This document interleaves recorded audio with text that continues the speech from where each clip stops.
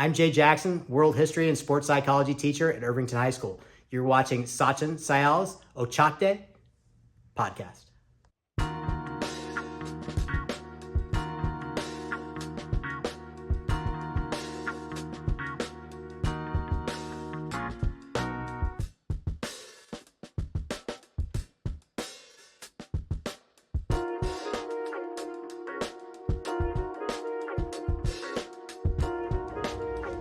Hello everyone and welcome back to the Ochakde Show.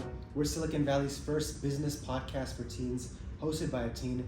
I'm Sachin Syal. I'm a 17-year-old award-winning entrepreneur and podcaster from the Bay Area, and I interview remarkable and influential entrepreneurs, executives, and investors from all walks of life so we can learn from their stories and level up ourselves. I'm also the co-founder and CEO of 3doshas.com. We're a coaching company transforming lives through coaching principles inspired by yoga and Ayurveda. And the purpose of the show is to inspire you to go for it, which is what the Punjabi word Ochakde means.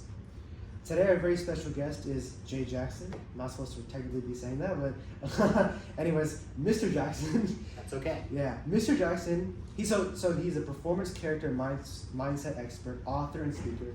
And Mr. Jackson is also a teacher at Irvington High School, part of the Fremont Unified School District.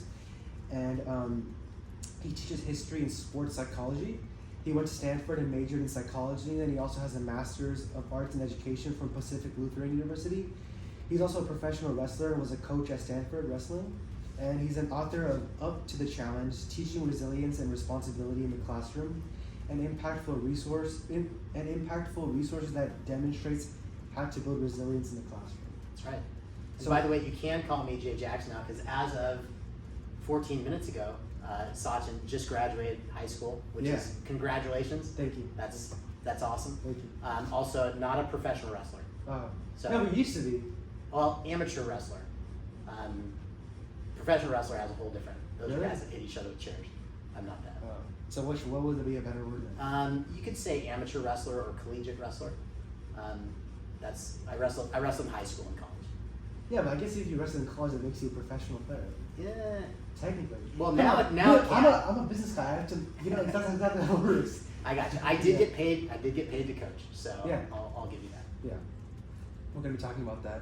But yeah, welcome to the Ochakde Show. It's a Punjabi word that means go for it. And this is my hoodie. It's our word today. How's it going and what's new and exciting?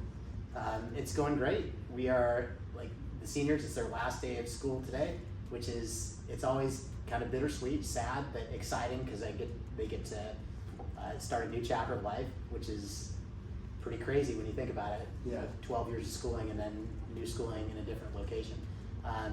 Yeah, that's exciting. Sorry to see some people go.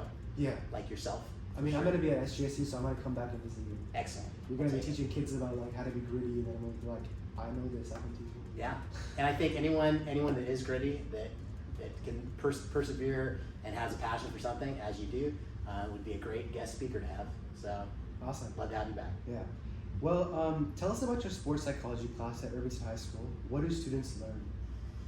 So the name is sports psychology, but you don't have to be an athlete to take this class. It's basically for any student that has challenges in their life, that wants to attack challenges in the right way. And to me, attacking challenges in the right way means you're going to be successful and you're going to be happy at the same time. So did a lot of thinking about that 13 years ago when the principal called me into the office and said, "Hey, I'd like you to teach a class in sports psychology." I said, is there any textbook? And he said, no. I said, are there any state standards? He said, no. I said, perfect. I would love to teach that class. So got to build it from the ground up and decide what it was going to be about. And once again, we're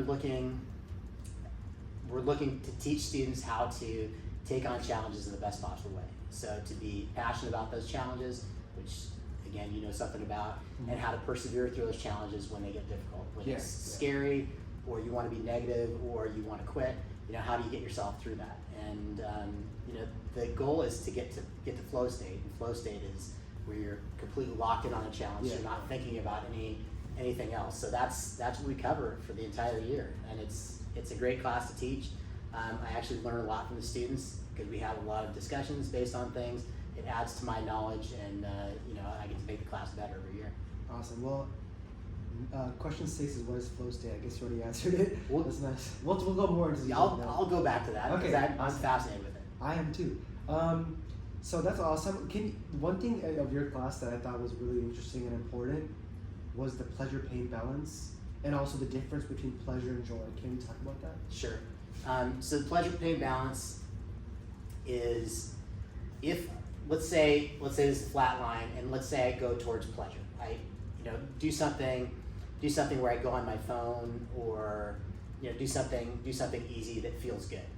Maybe eat fast food or something. Then I get this immediate spike of pleasure. The problem with that immediate spike of pleasure is that as soon as it's over, regular life is harder. So you're gonna experience more. If this is your level of pleasure, you're gonna dip down, with pain down here lower, and then it's gonna last basically twice as long. So the best way I can think about that is like, I like to take cold showers in the morning. Actually, take it back. I don't like to take cold showers in the morning, but I take them. And it's hard. It's the opposite way. It's pain for a short period of time, but as soon as I get out and hit the 70-degree temperature, now all of a sudden I feel good. Like regular life feels good to me. Whereas if I go towards pleasure, then regular life is painful for me for a while until I even out again. So there's a place for pleasure, I think, in life, but I think students in particular and old people need to realize that if I go towards pleasure, then what I'm going to get afterwards, real life is going to be harder for me, and I'm going to deal with some pain. If I go towards pain, eventually I'm going to get pleasure after I'm done with that, because real life is going to feel easier. So I don't know if that explains it well. But that is fun, yeah. I know we covered it a little bit better in class. Yeah. How would you explain it? I would explain it the same exact way, and so we learned about that first. Yeah. And then just really recently we learned about the difference between pleasure and joy. When I understood that, it kind of made me understand that. When we gave examples like what is something that is pleasurable, what is joy, I just see it as like you go for the instant gratification thing, right? You play video games, eat unhealthy food, just things that are easy, not like things that you don't have to really try that much. Yeah. And if you do too much of that, you're gonna eventually go down. You either get like depressed, or you either get like you regret it. Right. You're like, what the heck? Why did I eat all that crap food? Now I have to work out and stuff, but I don't like working out because it's hard. Yeah. So it's just like a constant. It's really interesting. And then pain is like whenever I think of pain, I think of David Goggins, because he like loves that stuff. Yeah. So that's like intentionally doing things that are hard. Like there's even quotes like, do one thing every day that you hate or that sucks. And there's even a Mike Tyson quote: discipline is doing the thing you hate but doing it like you love it. Mm-hmm. So that's what I think of pain. And when you have more of those, that's real. When you go and you like achieve something big from something that's hard, that's not pleasure, that's joy. But if it's just like, oh yeah, let me just smoke or something, then I feel all good and I feel like a cool guy, or like drink or something, then it's just temporary. Even just taking a bite of a donut or something. Right. It's just temporary pleasure. And then you're gonna feel bad about it afterwards. Yeah, exactly. And it's interesting you bring up David Goggins, like he's all about pain. Yeah. But I don't know that he gives himself time to enjoy it. Like it's too much. It's pretty intense. And I can't speak to it because I'm not at his level. But I'm fascinated. I'm fascinated with him. Like, is there ever a time where he allows himself to enjoy all this hard work he's doing, or is he just putting himself through pain? Yeah. And back to your other question, we're talking about pleasure versus enjoyment. Mm-hmm. This will answer question 6 too, which is about flow state. Okay. So flow state is you completely focused on a task or a challenge, and you're just locked in on that. So all of your ego-induced thoughts, like comparison to other people, or I'm not good enough, and things like that, those things all melt away, and you are the moment, which is this amazing feeling. It's this ecstatic feeling where time can slow down. It's really rich. It's effortless. It's just this. It's an amazing thing when you put all of your attention into a challenge. Well, I take that back. When you've got all of your attention focused on the moment. Yeah. Everyone wants to get into flow state. There's 2 ways in. There's pleasure and there's enjoyment. So pleasure is what we're talking about. Eating a donut. It's flow state you didn't have to work for. Yeah. So I didn't really have to work for eating a donut. Yeah, I had to buy the donut, but I got it. It put me into flow state, which leads to immediate regret and difficulty. I think being on TikTok, pleasure. And then after I get off TikTok, the regular world isn't putting things in front of my face to entertain me, so the regular world is painful for a while. That's what pleasure is. I think enjoyment is something that puts pleasure and pain kind of together. Yeah. So enjoyment is flow state that I do have to work for. So if I'm working on, doing a really good podcast and I'm really locked in on what I'm doing, I'm putting effort into that, so I'm producing something, but I also can get myself in a flow state. For me, I was a wrestler. I basically needed wrestling. I was kind of addicted to wrestling because every afternoon I could go there and I wasn't thinking about my homework or, chores I had to do or anything like that. I was just focused on, fighting the guy that was in front of me. Yeah. And, that's an ecstatic feeling, Yeah. so it was, and I was producing something at the same time. So basically, we talk about this in class, there's time for pleasure, but too much is probably not great. Yeah. And flow state would be a much better situation if it was enjoyment. I agree. Would it be okay with you if I move the camera and show the commitment continue so they can pause it and check it out and then you talk about it? Sure, but that one's not, that's not mine. That's not mine. I know. I'm just going to show it because Okay. because it's just, I really love it. So guys, you get a small tour of his class, but check this out. You guys can pause the video right now and take a look at this, and then Mr. Jackson will explain it. Yeah, I really love that, by the way. The commitment continuum? Yeah. It's fantastic. And I'm not even sure where I got that from. I know diagrams are a very easy way to understand these things, because these things, a lot of these concepts we talk about in class are very ambiguous. So I want to make it more concrete and give something to discuss. So that's an example. Most of them are original for me. That one I got from somewhere else. Okay. But basically, if we're looking at that, you're looking at a class. People tend to think of commitment as either trying hard or not trying hard. It's black and white. But the reality of the situation is it's on a continuum. I look at students in my class, and I think I can see students all along that chart at different times, and some people might go up and down. But the existent student, that's the one that just sits there and stares at the wall, or they're on their phone. They're just there, but they're not bothering anybody. And that person, I guess I don't understand it, because I think it gets boring after a while. And you can go one way or the other. You can, if you're existent and you're bored, then you can start getting other people off task, and I think that's reluctant. I'm not doing the challenge you're giving me in school, and I'm also going to get other people off task. I've seen that happen. Yeah, all the time. Yeah. I did it too when I was in high school. And then resistant is, to me, is a student that is not just going to get one person off task or a couple people off task. They're going to get the entire class off task. They're going to throw over their chair and say, shut up, old man, you don't know what you're talking about. In which case, they're not doing the task, and they're also not allowing other people to do the challenge. Or you can go the other way. You can go to compliance, which to me means I'm basically going to do as little as I can to get the best possible benefit. So if I want to pass the class, I'll do as little as I can to pass the class. If I want to get an A in the class, I'll do as little as I can to get an A in the class. But I'm not focused on learning, I'm just focused on just getting it done so I can get what I want.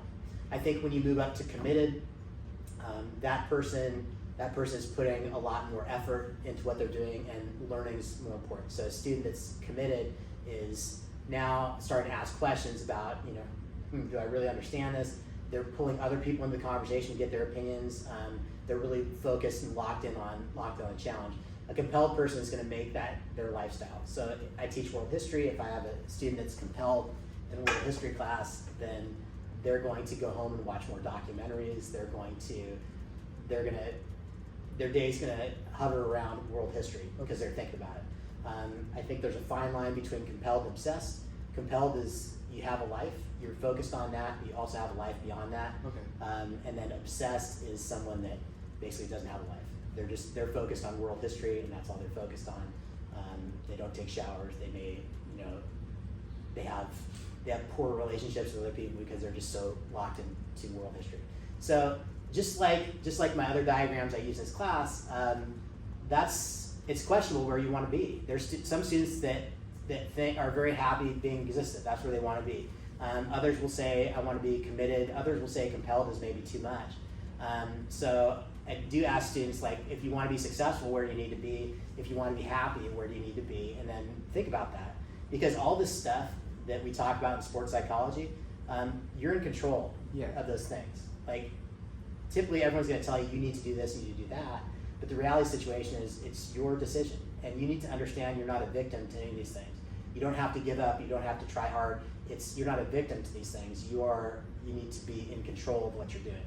So I just want to give students the capability to make informed decisions so they can be in control of like how hard they're going to work, or if they're going to, be courageous and things like that. Yeah, I love that. We learned about this pretty early on. And it really caught my attention. Like whenever, because I sit right there, right? Yeah. So whenever I'm looking up, I always see it. Yeah. Let's talk about grit. What is that, and then what does it mean to be gritty? So grit, I'm going to use Angela Duckworth's definition. She is a doctor of psychology at the University of Pennsylvania, and she says that grit is passion plus perseverance for long-term goals. So it's hard to be gritty. With her definition, it's hard to be gritty, just like one period a day or for one workout. Grittiness, you have a goal that you're passionate about, and passion to me is that you have a purpose, you have a reason for doing it, and you have some sort of emotion attached to that purpose. Like if I've got a reason to do something and I can summon an emotion, then that's going to supercharge that purpose, which equates to passion for me. So I've got a real reason for doing something, and then perseverance to me means that while you're pursuing that goal, you're going to run into some issues. You're going to run into some negative thoughts, and can you persevere through those negative thoughts? You're going to run into fear because you're going to be outside your comfort zone. Can you work with that fear and be courageous? And then when it comes to just the voice in your head that tells you to quit, can you silence that voice in your head and keep going forward? So if you have passion and you're able to persevere through the difficult times, then that's grit for long-term stuff. I think people tend to think grit has to be like grind and boring and stuff, but I don't think so. I think grit, if you're doing it the right way and in control of everything, you can be positive with yourself and be grateful and see all the benefits, and it's not just a total grind. I will also say this, that people think if you have a passion for something, you never work a day in your life. It's not true. I know. Because passion comes from Latin root pate, which means to suffer. So if I'm truly passionate about something, then I'm going to have to suffer through that. Yeah. And can I fight my way through that? Can I find a way to enjoy the suffering, which is possible? Just takes some time. And I just, one of the most famous passions is Jesus, and the Passion of Christ was not a lot of fun for him, but he had a purpose, and he was doing it. Now, I'm not equating myself to Jesus or anybody else like that. However, people need to know that if I'm pursuing something, it's not always going to be fun. Yeah. I think I've heard this so many times, if these people that are so successful, the reason they're successful is because they love it, so it doesn't even feel like work to them. Yeah. But if you look at all the top athletes stuff, they literally say, I don't feel like practicing over and over again. I've done it, do it so much, but they still have to do it. Right. So I agree with what you're saying. And that's back to that chart. It's compelled. You feel compelled to do it. Maybe compelled doesn't mean I'm enjoying it all the time. Yeah. But I feel like that's something I want to do. I'm compelled to do right now. Yeah. Number 6 is what is flow state? I already talked about it. We've already talked about that one. Let's just go to the next question. Okay. Tell us about your wrestling journey. What are some of your biggest highlights, and how was your experience being a wrestling coach at Stanford? My wrestling journey was fantastic. I think everyone should have something in their life that helps them set goals and gets them out of their comfort zone. Okay. And I've mentioned this in class that when I first started wrestling, my dad was my wrestling coach. When I first started wrestling, I did not like it because it was hard. Yeah. And everything about it was difficult. And especially when I got old enough to do competitions, you're basically, fighting someone in front of a large group of people, and you're wearing spandex. It's everything's uncomfortable to me. Yeah. But the more I practiced it, the more I was outside that comfort zone, those things became more and more comfortable to me, and I was able to expand my comfort zone. So the sport made me a different person. I'd be very interested to see what I would be like without that sport, because this is pushing me to better myself and outside my comfort zone to find out what are some things I need to work on so I can work on those things so I can keep expanding my comfort zone. So just real quick, like because of the sport, like if I go into a job interview, it's easy for me because number one, I don't have to fight the person in there. I'm just talking to him. Yeah. Number two, there's no crowd, and then number three, I get to wear clothes. Like it's super easy. Mm-hmm. So I'm so grateful for that sport for giving me that gift. It's hard every day, but it made me a better person. And to be honest, it's why I'm coaching high school nowadays, and why I wanted to coach at Stanford too, because I wanted to give back to the sport because it gave so much to me. So that's where I sit on it. And I will say, having coached at Stanford, I got access to some really good wrestlers, you know, and a lot of times, even as a coach, your job is to pay attention to the outliers that are doing really well, and you can learn a lot from them. So I was paying attention. I had some very good wrestlers that were on the team when I was there. I'm not gonna say I made them good because I've also coached a lot of wrestlers that were really bad. Okay. So I'm gonna say it's up to the individual. Like I say, you're in control of everything. Yeah. It's up to the individual and how they're going to attack their challenges. Yeah. Fun fact about me, guys. I was actually part of Mr. Jackson's wrestling group in like middle school. Yeah. And it was the first time I met Mr. Jackson. I did it for like 2 to 3 months, I think. Yeah. I wasn't gritty enough to go to any of the tournaments for some reason. I think I'm more gritty now. Yeah. But it was fun. I learned some stuff. I remember some of my friends from there, and it was nice. It's good too. And I do have to say this. I appreciate you trying it. Yeah. I think that's awesome. Most people don't. And then, again, it's hard to have multiple passions. Yeah. So, and I know you've got your passion. I think Yeah. you're making a good choice. Thank you. I think you would have made a good wrestler too, though, Sachin. Maybe, well, SGSU has a wrestling club. Yeah. So maybe I'll check it out. All right. But they're gonna be like, you don't even know anything about wrestling. What are you doing here? But Doesn't matter. that's true. Yeah. Like I said, I'm a beginner, but I'm trying to learn. Gotcha. So this is something you shared with the class, I think a few months ago. You had a tragic near-death experience in your life, which was like something that impacted you a lot. Can you walk us through what happened and how did it change you? So I've had a couple. Oh, okay. I don't know about the other ones. Yeah, a couple near-deathers, but and I hope you never have a near-death experience. I hope people listening don't have a near-death experience. Actually, technically, I went on a hike once, and I was dehydrated, and I was about to faint, but that's not near-death. And then You're approaching it. Now we got water, and I was fine. Okay. But so briefly, when I was coaching at Stanford, I had a stalker I didn't know about that had been stalking me for a couple of years, and then the night of this incident, he talked his way into my condo, and then went to bed at night, and he asked me if he could stay on the couch because he was locked out of his condo, so I told him he could. But when I went to bed, my door opened and light turned on. He had a gun pointed directly at me. He tied me up, hands behind my back, feet together, blindfolded me, and eventually gagged me. But reality is that situation is that I'm just happy. We talked about wrestling and how it made me the person it made me. Yeah. When you're wrestling in a match, you might be wrestling someone that's tougher than you, and you've got to figure out in 6 minutes how am I going to figure out how I'm going to score this person or win this match. So same situation here. I was just thinking, how am I going to get out of this situation? And my dad had done that for me when I was younger too. He had put me in outside my comfort zone, had me do different things. So I knew there's ways out of stuff. I just need to be positive and optimistic that I can do it.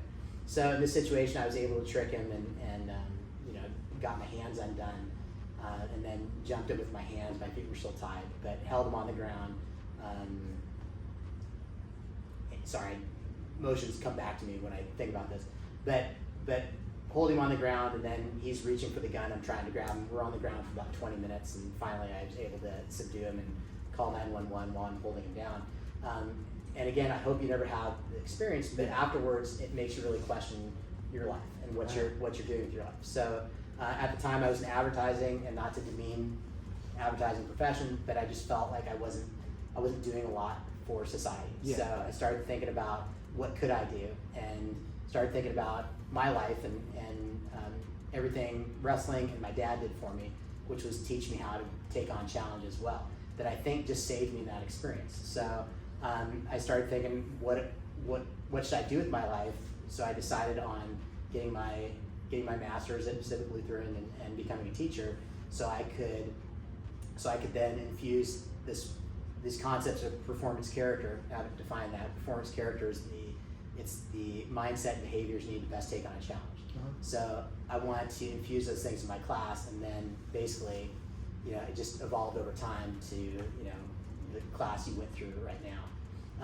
The second near-deather, it had been a while since that event, but I had a stroke 6 years ago, and I just had something called an arteriovenous malformation in my head, which was something you're born with, and it just chose 6 years ago to rupture on me. So I had brain bleed, and my entire right side was paralyzed, and so I went to the hospital, went through all the rehab it took about 4 weeks that I was in the hospital trying to train myself to get my right side back.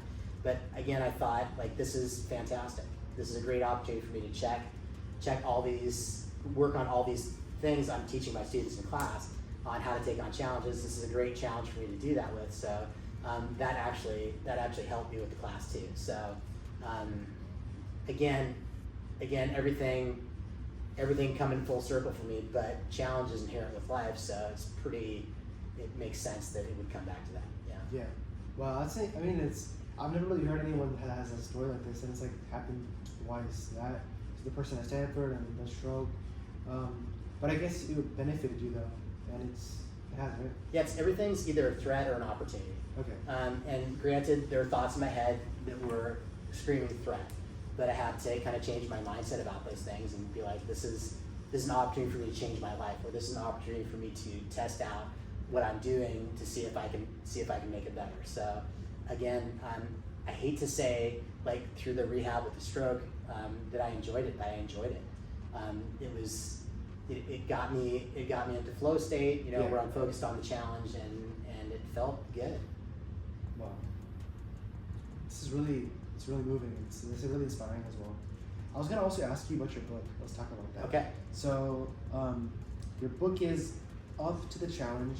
Let's talk about what inspired you to write that book, and do you think it's a good book for teens? So what inspired me to write the book is all these things that happened. Okay. From the stalking to teaching and trying to infuse these concepts into my class. So the stuff we talk about in sports psychology, I also use them in my world history classes. Okay. And the book is a book meant for teachers, so they could. It's meant for teachers. Yeah, so they could have these conversations with their students. They're 10-minute conversations with students about things like courage or positive mindset, grit, self-awareness, integrity, those types of things that are basically tenets of performance character. And my goal is to get teachers to have those conversations, because I think that's missing in school. So a lot of times we give students, everything's a challenge. So every assessment, every project, every paper is a challenge. And we basically give these challenges and then cross our fingers and hope that students are going to figure it out. And I don't think that's fair to students. I think the missing piece is to help students through that process. If something's like public speaking, if that's scary for me, how do I work on that piece of it? If my brain keeps telling me to quit when I'm writing paper, how do I work through that? So that's what the book is about. And basically I've got 20 plus diagrams. If I read some sports psychology concept, I read about some concept, and I'm like, that's something you can use in school, then I try and make a visual diagram out of it. And if I can do that, I'll couple that diagram with questions, and now it's not just me telling them you need to work harder, it's me giving them a diagram, having them discuss it so they can come up with how they want to control that and deal with it themselves. Okay.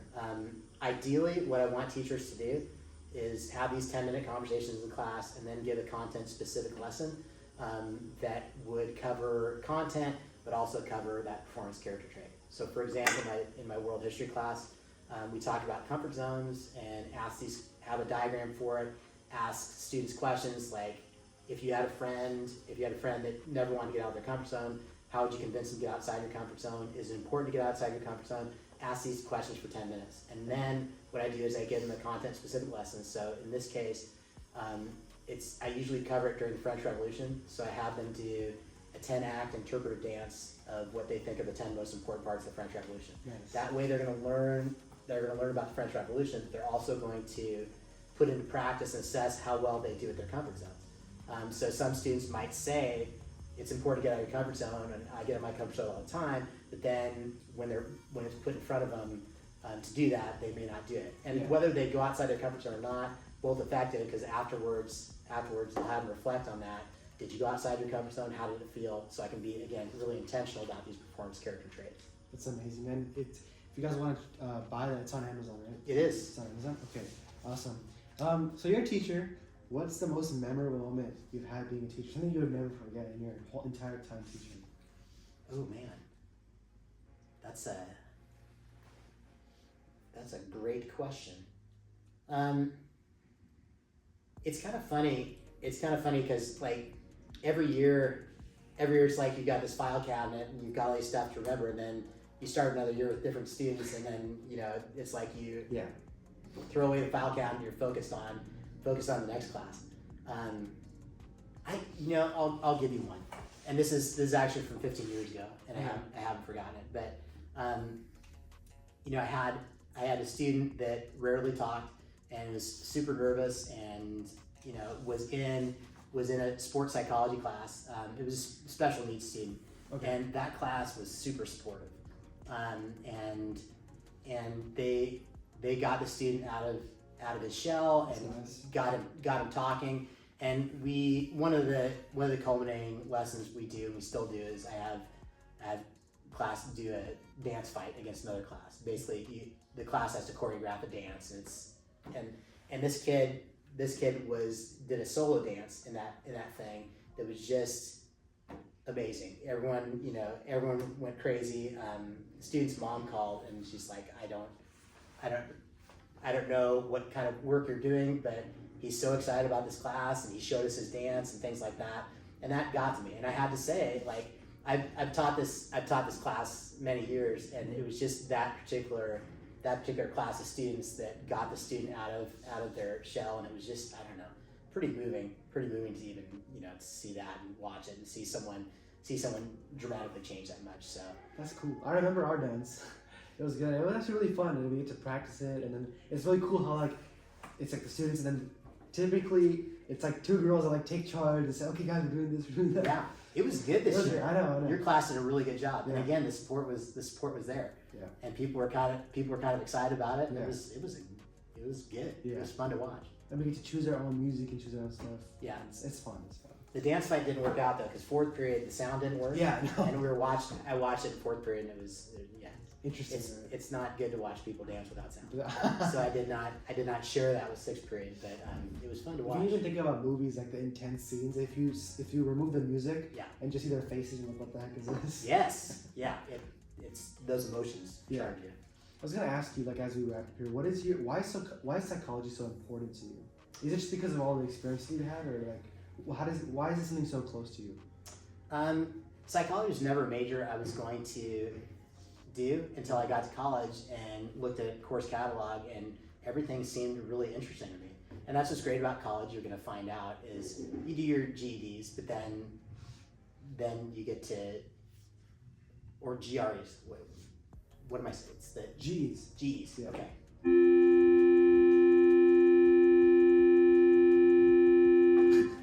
So you do those, and then you get to pick what you want to take. And I started taking psychology classes, and they were really interesting. Nice.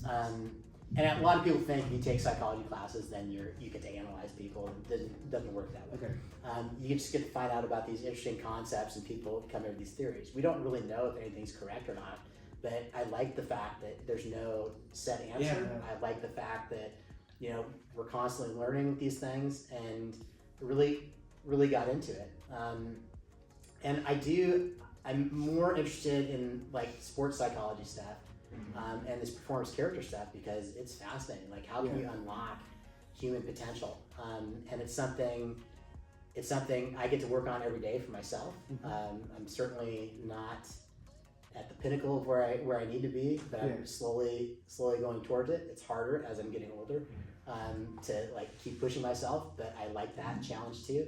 But trying to, we see so much in school. You see so much depression and anxiety here that I think if students understand how to control how they're taking on challenges, like why they're taking on challenges and how to get through them when they're difficult, I think it could be a huge thing. So that's what draws me to it. It's something where, you know, I can selfishly make myself better, but it's also selflessly, you know, help other people become better versions of themselves. Yeah, I mean, even psychology is really important to me. As you know, mental health is really important to me as well. Yeah. So last two questions of the day. This is the questions that I asked all my guests. Yeah. The last two ones. The first one is, what's your best advice for teens?